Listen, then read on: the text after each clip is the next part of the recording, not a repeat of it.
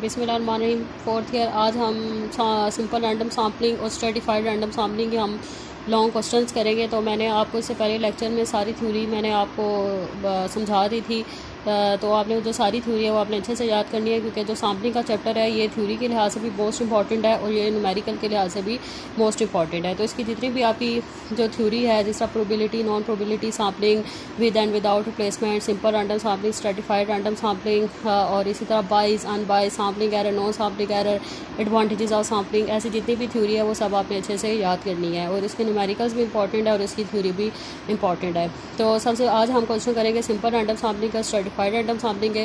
तो simple random sampling में आप ये करते हैं कि जो आप अपने सैम्पल यूनिट लेते हैं वो रैंडमली सैम्पल यूनिट आप इसमें सेलेक्ट करते हैं सिंपल रैंडम सैम्पलिंग में।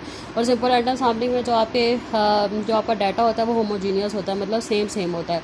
और जो स्ट्रेटिफाइड रैंडम सैम्पलिंग होता है उसमें स्ट्रेटिफाइड रैंडम सैम्पलिंग में जो आपका डाटा होता है वो हेट्रोजीनियस होता है। हेट्रोजीनियस का क्या मतलब है कि डाटा आपका डिफरेंट होता है। तो आपने स्ट्रेटिफाइड रैंडम सैम्पलिंग में आप डाटा को होमोजीनियस करने के लिए उसके स्ट्रेटास बनाते हैं। जिस तरह अगर आप अपनी कॉलेज की एग्जांपल ले लें, तो अब आप कॉलेज में अब तमाम स्टूडेंट एक ग्राउंड में खड़े हैं, तो आप उस वक्त क्या है, हेट्रोजीनियस हैं। तो मैं आपको होमोजीनियस करने के लिए क्या करूँगी कि मैं आपके स्टेटस बना दूँगी, जिस तरह FA, FSC, BA, BSc। अब ये जो FA है, BA है, BSc है, BA है, ये सारे क्या स्टेटस हैं। मतलब अब डाटा आपका सेम हो गया, एक FA का डाटा हो गया, सेम हो गया, फिर FSC का डाटा हो गया, सेम हो गया, फिर BA का डाटा सेम हो गया, फिर BSc का डाटा सेम हो गया। तो स्ट्रेटिफाइड रैंडम सैम्पलिंग में आपका डाटा हेट्रोजीनियस होता है, तो उसमें आप उसके स्टेटस बना के उसको होमोजीनियस में कन्वर्ट करते हैं और फिर उस पर आप क्या करते हैं, सिंपल रैंडम सैम्पलिंग की टेक्निक अप्लाई करते हैं।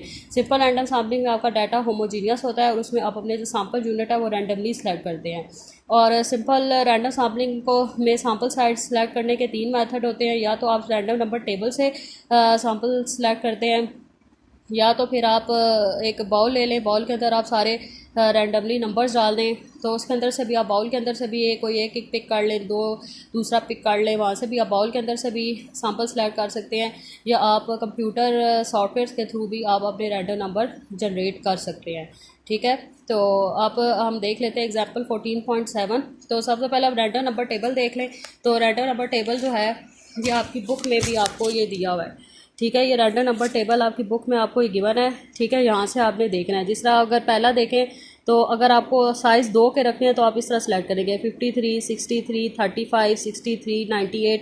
इस तरह अगर आपने दो के सिलेक्ट करने हैं तो इस तरह आप सेलेक्ट करते जाए। अगर आपने सपोज साइज़ 3 रखना है तो फिर आप इस तरह सेलेक्ट करेंगे 5, 3, 7, 6, 3, 3, 3, 5, 3, 6, 3, 4, 9, 8। उस तरह आप सेलेक्ट करते जाएंगे जितने आपको नंबर्स चाहिए होंगे। सपोज अगर आपने 4 के सैम्पल सेलेक्ट करने हैं तो फिर आप इस तरह सेलेक्ट करेंगे 5, 3, 7, 4, 6, 3, 3, 8, 3, 5, 3, 0, 6, 3, 4, 3, 9, 8, 2, 5, 0, 2, 6, 3। इस तरह आप ये 4 के सिलेक्ट करते जाएंगे। जितना आपको जिस तरह क्वेश्चन में दिया होगा आप उस तरीके से सिलेक्ट करेंगे। आप चाहें तो शुरू से भी नंबर सेलेक्ट कर सकते हैं। अगर आप चाहें तो आप कहीं से भी रैंडमली कोई भी मतलब आप अपनी फिंगर को घुमाएं तो जिस पॉइंट पे अगर आपका सपोज आपने इस पूरे टेबल अपनी फिंगर को आइस बंद करके फिंगर को मूव करें, तो जिस पॉइंट पे अगर सपोज 22 पे आपकी फिंगर आई है तो यहाँ से बेशक सेलेक्ट करना शुरू कर दें 22, 10, 54, 48।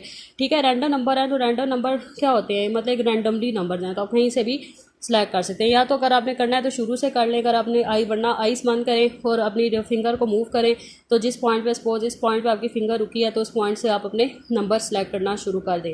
तो अगर जब आप रैंडम नंबर के इस तरह के रैंडम नंबर्स क्वेश्चंस करते हैं तो जाहिर बात है आप के बुक में और तरह के नंबर्स होते हैं, टेबल्स में और तरह के नंबर होते हैं। एक स्टैटिस्टिकल टेबल होता है, तो स्टैटिस्टिकल टेबल में आपका जो रैंडम नंबर है उसमें और तरीके से नंबर है, ऐसे नंबर नहीं दिए होंगे उसमें, वो और मतलब कुछ और नंबर दिए होंगे।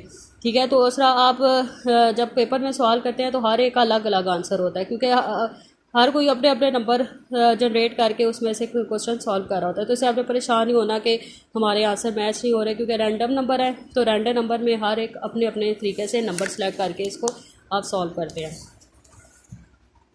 तो अब मैं आपको स्टैटिस्टिकल टेबल से भी दिखा देती हूँ। स्टैटिस्टिकल टेबल में इस तरह का आपको रैंडम नंबर टेबल दिया हुआ है, जैसा 64, 62, 54, 30, 02, 00। अगर आपने दो के सिलेक्ट करने हैं तो दो के साइड सेलेक्ट करें। अगर आपने 3 के सिलेक्ट करने हैं तो इस तरह सेलेक्ट कर लें 6, 2, 8, 5, 4, 1, 3, 0, 1, 0, 2, 7, 0, 0। अगर 4 के सिलेक्ट करने हैं तो 6, 2, 8, 4, 5। और चलना आप इस तरह सीधे सीधे चलना है। ठीक है, इस तरह सीधे सीधे चलना है। और फिर अगर सपोज आपने 6 2 8 4 3 के सैम्पल लिए हैं तो आप 7 5 0 पे गए हैं, तो आप आगे स्टार्ट कहाँ से करेंगे, 4 0 1 से, फिर 0 4 4 से, 1 9 1 से, इस तरह आप इस तरह नंबर्स आप सेलेक्ट करते जाएंगे। तो अब हम देख लेते हैं एग्जाम्पल 14.7। तो एग्जाम्पल 14.7 में वो कह रहा है कि आपने 10 हाउस होल्ड्स हैं और उसमें आपने मतलब 250 हाउस होल्ड हैं, लिस्ट में 250 हाउस होल्ड हैं और आपने टोटल 10 आपने हाउस होल्ड सैम्पल सेलेक्ट करने हैं रैंडम नंबर टेबल से। तो आपने मतलब 250 है तो 250 इसमें साइज़ कितना है, 3 का साइज़ है, तो आपने 3 का साइज़ लेना है और इसमें आपने नंबर 250 तक सेलेक्ट करने हैं। ऐसे नंबर सेलेक्ट करने हैं जो 0 और 250 तक के बीच में लाई करें और 3 के साइज़ लेने हैं, क्योंकि 250 हाउस होल्ड है, इसमें आपका साइज़ क्या है, 3 का साइज़ है। तो इसीलिए आपने 3 का साइज़ रख के 250 के पीछे पीछे जो वैल्यूज़ हो वो लाए, मतलब 250 तक वैल्यूज़ लाई कर मतलब सेलेक्ट करनी है। अगर 251 250 से अबव जो हैं वैल्यूज़ वो आपने सेलेक्ट नहीं करनी। तो अब आप अगर अपनी बुक से ही देख लेते हैं तो आपकी बुक में अगर स्टार्ट का नंबर देखें 537, ये आप सेलेक्ट नहीं करेंगे क्योंकि ये 250 से बड़ा है। 633 ये भी आप सेलेक्ट नहीं कर सकते, 353 ये भी आप सेलेक्ट नहीं कर सकते क्योंकि 250 से बड़ा है। 634 ये भी आप सेलेक्ट नहीं कर सकते, 982 ये भी आप सेलेक्ट नहीं करते क्योंकि आपने 3 का साइज रखना, तो इस तरह आपने देखना है। फिर आप नंबर सेलेक्ट करेंगे 026, ठीक है, ये आप इसे सेलेक्ट कर लें, एक नंबर ये हो गया। फिर ये भी आप सेलेक्ट नहीं कर सकते, फिर आप इसमें 039 ये आप सेलेक्ट करते हैं। इस तरह आप सेलेक्ट करते जाएँ और टोटल आपने इस तरह 10 नंबर सेलेक्ट करने से 026 039, ये मैंने आपकी बुक में से ही नंबर लेके सेलेक्ट किए हैं, बेशक आप बुक से इसको मैच कर लें। तो ये टोटल मैंने 10 सैम्पल सेलेक्ट कर लिए हैं by using random number table. अब हम देख लेते हैं 14.18 एग्जाम्पल। ये एग्जाम्पल आपकी इंपॉर्टेंट एग्जाम्पल है, ठीक है, आपने इसको अच्छे से करना है, ये आपके पेपर में आती है एग्जाम्पल, सॉरी एक्सरसाइज, ये आपकी एक्सरसाइज की क्वेश्चन है। 14.18 ये आपको एक्सरसाइज का क्वेश्चन है और ये इंपॉर्टेंट क्वेश्चन है, आप इसको अच्छे से समझ लें। इसमें वो कह रहा है कि आपने एक तो रैंडम नंबर टेबल को यूज़ करके आपने टोटल 30 सैम्पल्स लेने हैं और हर एक का साइज़ 3 का होना चाहिए, ठीक है। तो इसमें से आपने फाइंड करना है mean of sample mean of sample mean आपने फाइंड करना है। आपको हाइट्स दिए हुए हैं, नंबर ऑफ स्टूडेंट्स दिए हुए हैं और मीन ऑफ सैम्पल मीन का क्या मतलब है, म्यू एक्स बार। म्यू एक्स बार को आप क्या कहते हैं, मीन ऑफ सैम्पल मीन, तो आपने म्यू एक्स बार इसमें फाइंड करना है। तो अब आपका हाइट है, तो ये आपको गिवन था, हाइट दिए हुए थे, इसमें से आप एक्स निकालें, मिड पॉइंट्स निकालें। तो मिड पॉइंट्स क्या होता है, 60 + 62 डिवाइडेड बाई 2, मिड पॉइंट्स निकालें। फ्रीक्वेंसी आपको गिवन है, टोटल फ्रीक्वेंसी इसमें 100 है। आप नंबर सैम्पलिंग नंबर असाइन करें, ठीक है। सैम्पलिंग नंबर आप कैसे असाइन करेंगे, सपोज आपकी फ्रीक्वेंसी 5 है तो आप 0 से स्टार्ट करेंगे, क्योंकि इसमें जो डिजिट्स हैं 2 के रखना है, क्योंकि 100 है तो 100 से एक लेस नंबर क्या होता है 99, तो लास्ट 99 है, तो 99 बना, इसका मतलब आपने 2 डिजिट्स इसमें सेलेक्ट करने हैं। तो 0 से स्टार्ट करना है और एक इससे कम रखना है 5 से, 0 और 04, ठीक है। फिर अब आपने 5 है तो इसलिए आप यहाँ पे 04 रखेंगे। फिर आप क्या करेंगे, 05 से नेक्स्ट स्टार्ट करेंगे। अब ये 22 कैसे आएगा, तो आपने क्या करना है कि आपने मतलब ये 5 और प्लस 17, मतलब ऐसे एक नंबर लेस हो, 5 + 17 = 22, तो आपको पता चल जाएगा यहाँ पे 22 आएगा। अगर आप इसको माइनस करें तो इसका -17 बनेगा एक नंबर लेस बनेगा। फिर अगला आपने 23 से स्टार्ट करना है। 64 कैसे पता चलेगा, आपने क्या करना है 23 + 41, मतलब एक नंबर लेस इससे प्लस करना है, 23 + 41, तो यहाँ पे नंबर क्या आएगा 64, और अगर आप इन दोनों को माइनस करके चेक करें तो यहाँ 41 आएगा। फिर 64 65 + 65 और 91, अब 91 कैसे आया, 65 + 26 करेंगे तो 91 आएगा। फिर 92 और ये एंड पे 99 आ जाएगा, ठीक है, एंड वाला नंबर 99 कर लेंगे हम, ठीक है। तो ये आपके सैम्पल नंबर असाइन हो गया, ठीक है। अब आप टोटल नंबर लें 30, क्योंकि आपने टोटल सैम्पल कितने लेने 30, तो आप 1 से लेकर 30 तक नंबर्स लें, आगे का टेबल आगे है। 1 से आपके ये 30 आपने नंबर ले लिए। अब आपने सैम्पल लेने हैं आपने सैम्पल लेने हैं, साइज़ 2 का रखना है, क्योंकि सैम्पल नंबर में कितने का साइज़ है, ये 2 का साइज़ है, ठीक है, 2 का साइज़ है, इसीलिए आप सैम्पल भी कितने के लेंगे, 2 के लेंगे। तो अब आप रैंडम नंबर टेबल से इस तरह 2 सैम्पल सेलेक्ट करते जाएं और हर एक का मतलब हर नंबर में आपने टोटल 3 सैम्पल लेने हैं। ये तो साइज़ 2 का है, 2 साइज़ है, लेकिन टोटल सैम्पल हर एक में कितने आपने लेने हैं, 3 लेने हैं, क्योंकि क्वेश्चन में आपको गिवन है। तो आप 2 साइज़ 2 रखें और 3 इस तरह सैम्पल लेते जाएँ, ठीक है, लेते जाएँ, जब तक लेते जाएँ जब तक आपके टोटल 30 सैम्पल पूरे कंप्लीट नहीं हो जाते। फिर अब आप देखें कि 50, अब आपने कोरिस्पोंडिंग हाइट्स निकालें, तो कोरिस्पोंडिंग हाइट्स कैसे निकलेंगी, 53 है। अब आप इस पर देखें 53 कहाँ पे लाई कर है, इस पॉइंट पे लाई कर है, तो 53 इस पॉइंट पे लाई कर है, तो उसका एक्स क्या है 67, तो यहाँ पे लिख दें 67। इसी तरह 63 भी इसी पॉइंट पे लाइक आ रहा है, तो उसका एक्स क्या है 67। इधर 35 कहाँ पे लाइक आ रहा है, इस पॉइंट पे लाइक आ रहा है, और उसका एक्स क्या है 67। ठीक है, इधर 63 क्या है 63 इधर लाइक आ रहा है, उसका एक्स क्या है 67। 98 किधर लाइक आ रहा है, इधर लाइक आ रहा है, तो उसका एक्स क्या है 73। इस तरह 02 किधर लाइक आ रहा है, इधर लाइक आ रहा है, और इसका एक्स क्या है 61। इस तरह आप ये सारे फाइंड करते जाएं एंड तक। ठीक है, फिर अब आप मीन निकालें। मीन कैसे निकालेंगे, कोरिस्पॉन्डिंग हाइट से हमने मीन निकालना है। 67 + 67 + 67 डिवाइडेड बाई 3 = 67। इस तरह 67 + 73 + 61 डिवाइडेड बाई 3 = 67। इस तरह आप ये सारे के मीन निकालते जाएँ।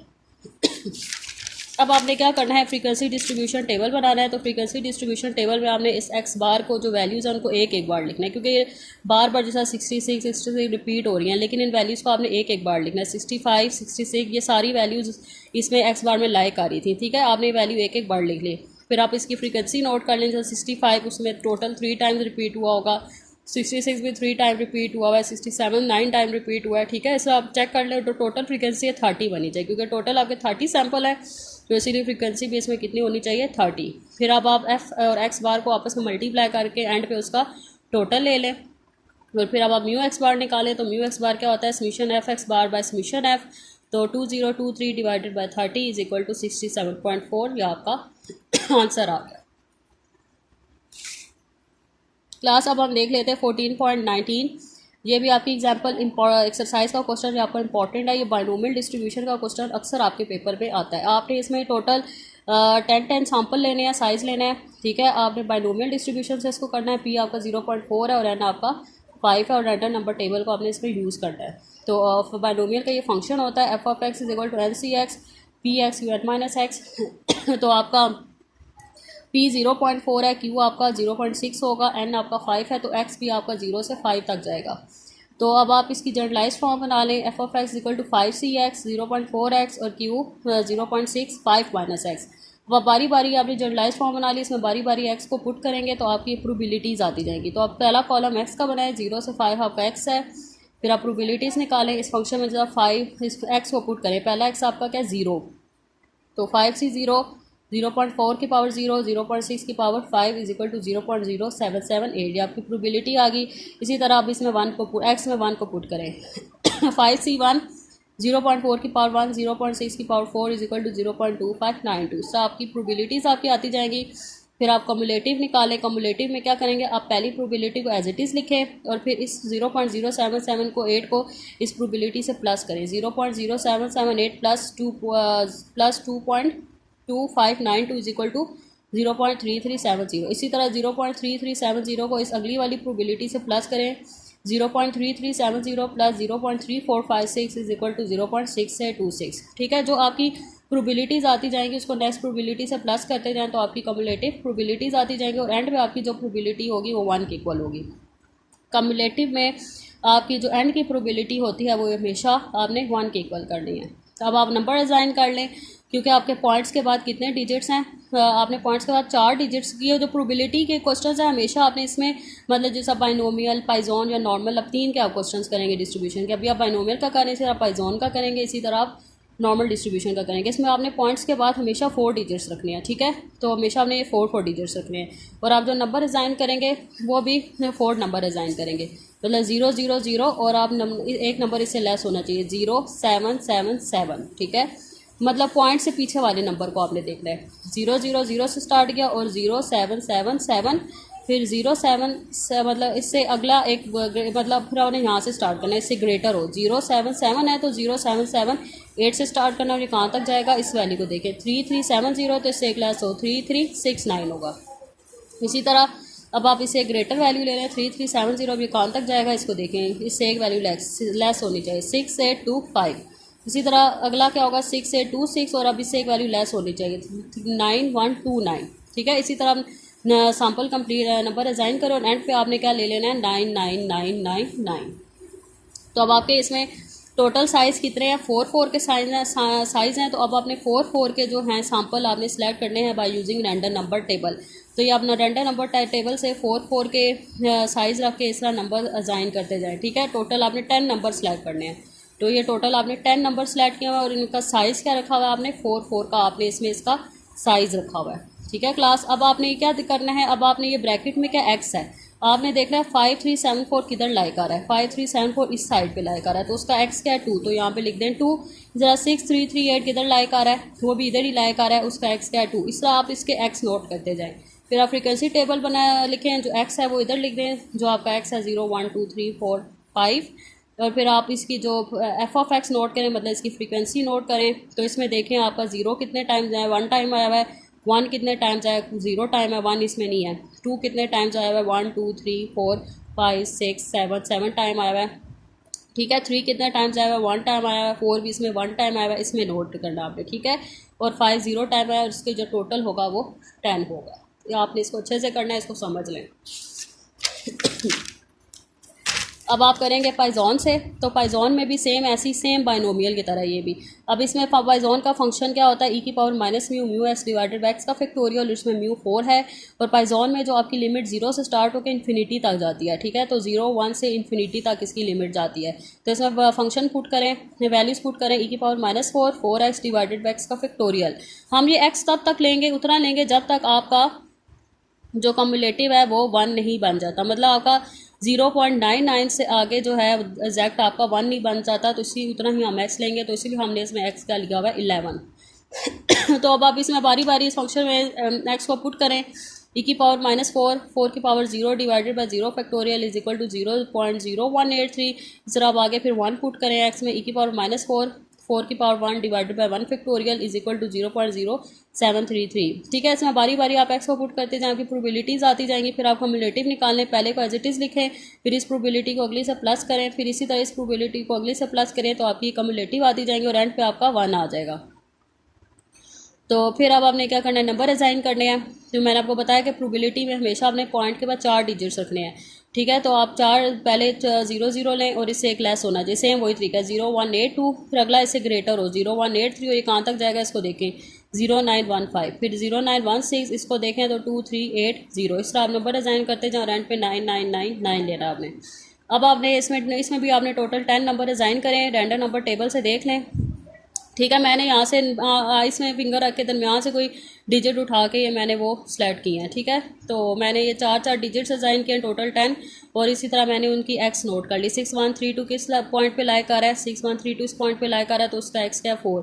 तो ये आप इसके एक्स नोट कर लें, फिर आगे आप इसका फ्रीक्वेंसी डिस्ट्रीब्यूशन टेबल बना लें। इसका एक्स 0 to 11 था, और उनके फ्रीक्वेंसीज नोट कर लें। यहाँ से आप देख लें कि कितने कितने टाइम्स आए हैं, जो फ्रीक्वेंसी रिपीट नहीं हुई वो वहाँ पे 0 लिख दें, और टोटल कितना बनेगा, ये 10 बनेगा, क्योंकि टोटल आपके 10 नंबर्स थे।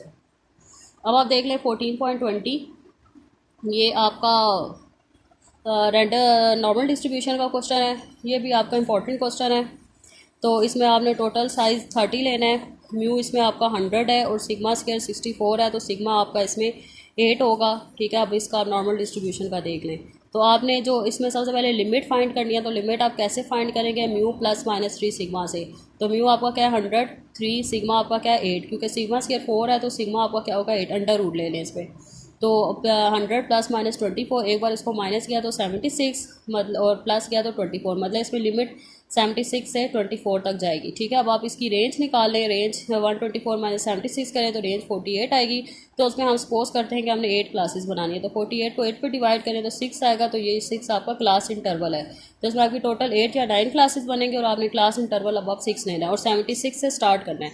तो अब पहले आप ले लें अप टू 76, और आप 76 से स्टार्ट करें। 76 प्लस 6 इज इक्वल टू 82, फिर 82 प्लस 6 इज इक्वल टू 88, आप क्लास बाउंड्रीज बनाते जाएं।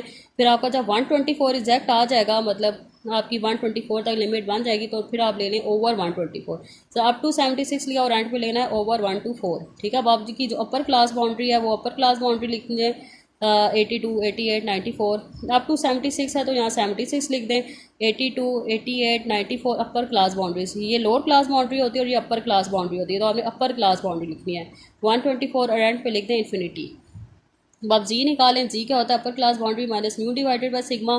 तो म्यू आपका 100 है और सिग्मा 8 है, तो 76 माइनस 100 डिवाइडेड बाई 8, तो ये आपकी जी आती जाएंगी, और एंड पे भी आप इन्फिनिटी ले लें। अब आप प्रोबेबिलिटीज़ निकालें। तो इसको आपने जो माइनस के साइन है उसमें आपने जो जी के टेबल में area under the standard normal distribution में आपने इसकी वैल्यूज़ को दे के 0.5 से माइनस करना है। जो माइनस वाले हैं उनको 0.5 से माइनस करना है और जो प्लस वाले हैं उनको 0.5 से प्लस करना है आपने, ठीक है।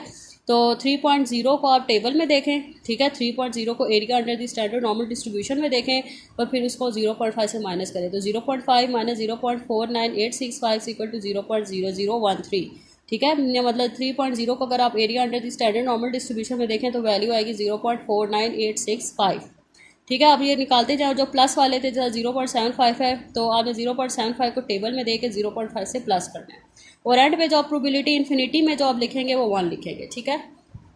तो अब आप नंबर असाइन कर लें, पॉइंट के बाद आपने 4 डिजिट्स रखने हैं, ठीक है। तो आप 00 से स्टार्ट करें और 0012 लिखें, फिर 0013 और इससे एक लेस होना चाहिए 0121। इस तरह आप ये नंबर असाइन करते जाएँ और एंड पे 9999 आएगा।